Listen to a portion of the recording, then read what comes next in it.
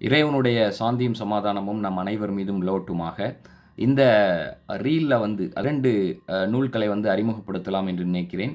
அதாவது இந்த 2 நூல்களும் வந்து நாங்கள் சீர்மை பதிப்பகம் மூலமாக அர்பாயின் அஹாதீஸ் சீரீஸ், அதாவது 40 நபிமொழிகள் தொடரில் ஏற்கனவே 5 குறுநூல்களை வந்து வெளியிட்டிருக்கிறோம். அந்த 5 குறுநூல்களில் உள்ள 2 தலைப்புகளைத்தான் இந்த காணொளியில் வந்து அறிமுகப்படுத்த இருக்கிறேன். எதற்கு குறிப்பாக அந்த 2 தலைப்புகளும் என்றால், ஆப்வியஸாக உங்களுக்கெல்லாம் தெரியும், நம் கால சமூக அரசியல் பொருளாதார இராணுவ விவகாரங்கள், குறிப்பாக சர்வதேச மட்டத்தின் சமூக அரசியல் பொருளாதார இராணுவ விவகாரங்களை வந்து கூர்மையாக அவதானித்து வரும் உங்களுக்கு தெரிந்திருக்கும்.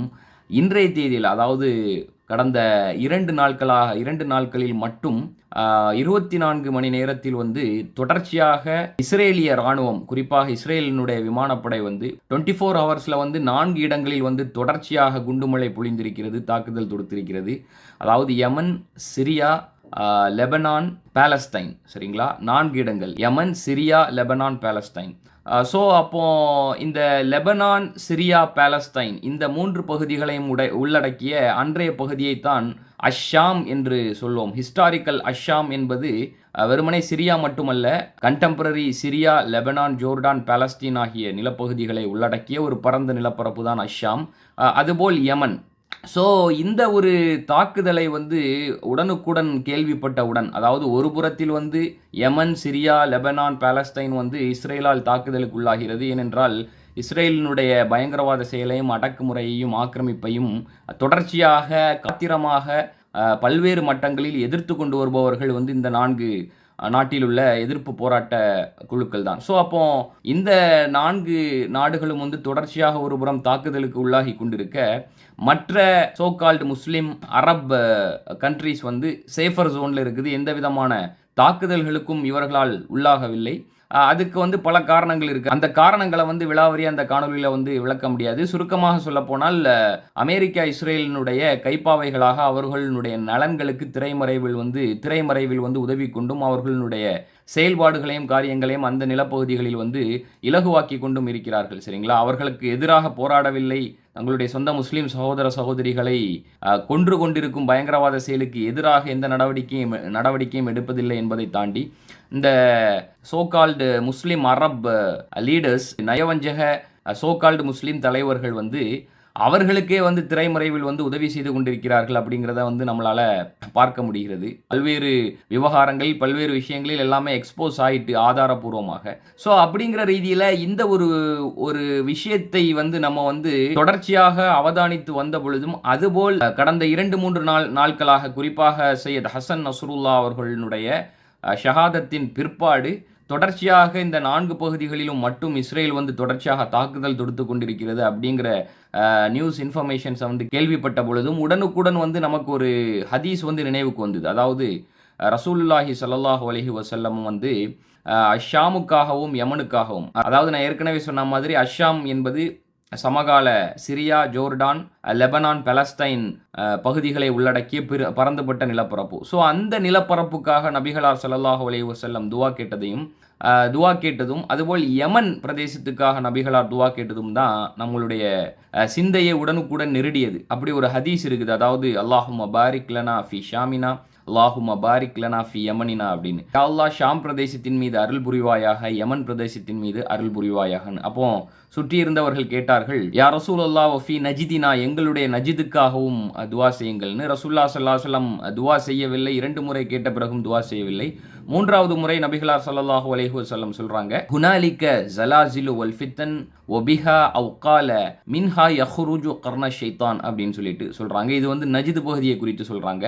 ஸோ அப்போ நஜிது பிரதேசத்தின் மீதான, நஜிதுனா சமகால ரியாதை உள்ளடக்கிய, குறிப்பாக சவுதி அரேபிய தலைநகர் ரியாதை உள்ளடக்கிய நிலப்பரப்பு, ஹிஜாஸ் என்பது மக்கா மதீனாவை உள்ளடக்கிய நிலப்பரப்பு. ஸோ அப்போ சமகால நஜிது பகுதி மீதான நம்மளுடைய கோபமும் வெறுப்பும் கசப்பும் ஆத்திரமும் வந்து அன்றைய காலகட்டத்தில் நபிகளாருக்கே இருந்திருக்கிறது அப்படிங்கிறது தான் ஆச்சரியமான விஷயம். ஸோ அதனால் நபிகளாரை வந்து அந்த நஜிது பிரதேசத்துக்காக துவா செய்யவில்லை. அதுபோல் நம்மளுடைய இன்றைய துவா வந்து யமன் பிரதேசத்தின் மீதும் அஷாம் பிரதேசத்தின் மீதும் அஷாம் பிரதேசத்துக்காகவும் யமன் பிரதேசத்துக்காகவும் இருப்பது போல் அன்றைய காலகட்டத்திலேயே நபிகளாருடைய துவாவும் யமன் பிரதேசத்துக்காகவும் அஷாம் பிரதேசத்துக்காகவும் இருந்தது வந்து நமக்கு ஆச்சரியத்தை ஏற்படுத்துகிறது. அவர்களுடைய முன்னறிவிப்பு வந்து நம் காலகட்டத்தில் வந்து மெட்டீரியலைஸ் ஆகி கொண்டிருப்பதை நடைமுறை பூர்வமாக நம் கண்ணெதிராக அது வந்து உயிர்ப்பிக்கப்பட்டு நடைபெற்று கொண்டிருப்பதை நம்மால் வந்து பார்க்க முடிகிறது. ஸோ அப்போ அந்த ரீதியில் வந்து சில சகோதரர்கள் வந்து நம்மள்கிட்ட கேட்டது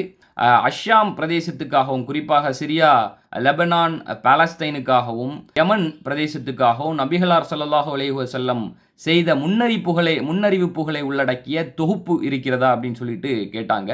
ஸோ அந்த சகோதரர்களுக்காகவும் குறிப்பாக இந்த நேரத்தில், அதாவது ரொம்ப குரூஷியலான ஒரு நேரத்தில் வந்து அஷாம் குறித்தும் யமன் குறித்தும் நபிகளார் ஸல்லல்லாஹு அலைஹி வஸல்லம் செய்த முன்னறிவிப்புகளை தேடிக்கொண்டிருக்கும் சகோதரர்களுக்கும் வந்து இந்த காணொளி மிகவும் பயனளிக்கும் என்று நினைக்கிறேன். அந்த ரீதியில் வந்து அல் அக்ஸா பற்றிய 40 நபிமொழிகள், இதுதான் அந்த நூல். அல் அக்ஸா பற்றிய 40 நபிமொழிகள். இதில் வந்து பைத்துல் முகத்தஸ், அதாவது பலஸ்தீனில் இருக்கக்கூடிய நம்கால பலஸ்தீனில் இருக்கக்கூடிய பைத்துல் முகத்தஸ் பற்றியும் பைத்துல் முகத்தஸை சுற்றி இருக்கக்கூடிய அஷாம் பகுதியின் சிறப்பை பற்றியும் வந்து இந்த நூலில் வந்து நபிகளார் சொல்லியிருக்கும் ஹதீஸுகள் வந்து தொகுக்கப்பட்டிருக்கிறது.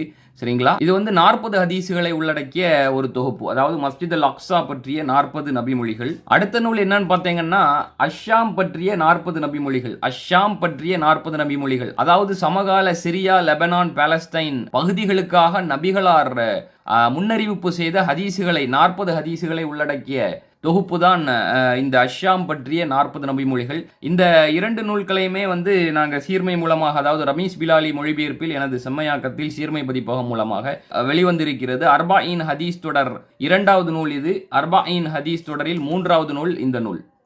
சரிங்களா? இந்த 2 நூல்களினுடைய விலை பார்த்தீங்கன்னா மஸ்ஜித் அல் அக்ஸா பற்றிய 40 நபிமொழிகள் ₹90, அஷாம் பற்றிய 40 நபிமொழிகள் வந்து ₹140. இந்த நூல்கள் தேவைப்படுவோர் வந்து கீழே டிஸ்கிரிப்ஷனிலும் கமெண்டிலும் கொடுக்கப்பட்டிருக்கும் அந்த தொடர்பு எண்ணை தொடர்பு கொண்டு, சீர்மை பதிப்பகத்தின் தொடர்பு எண்ணை தொடர்பு கொண்டு இந்த நூலை வந்து ஆர்டர் செய்யலாம். உங்களுடைய முகவரிக்கு அனுப்பி வைக்கப்படும் இன்ஷா அல்லாஹ்.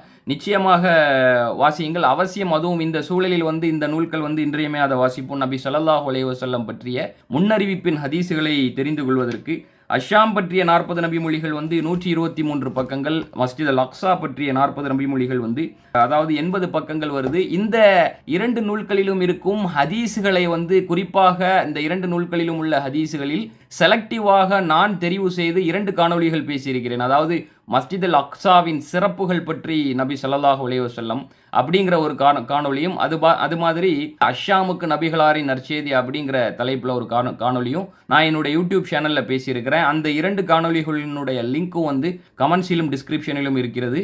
இன்ஷா அல்லாஹ் அந்த காணொளிகளையும் வந்து பாருங்கள். அந்த காணொளிகளினுடைய ஹதீஸுகளை வந்து இந்த 2 நூல்களினுடைய தொகுப்பில் இருந்து தான் நான் செலக்டிவாக வந்து பிக் அண்ட் சூஸ் பண்ணேன். ஸோ இன்ஷா அல்லாஹ் கண்டிப்பாக இந்த 2 நூல்களையும் வாங்கி படியுங்கள். மீண்டும் அடுத்த காணொளியில் சந்திப்போம். நன்றி. நான் சம்மில். இறைவனுடைய சாந்தியும் சமாதானமும் நம் அனைவர் மீதும் லவுட்டுமாக.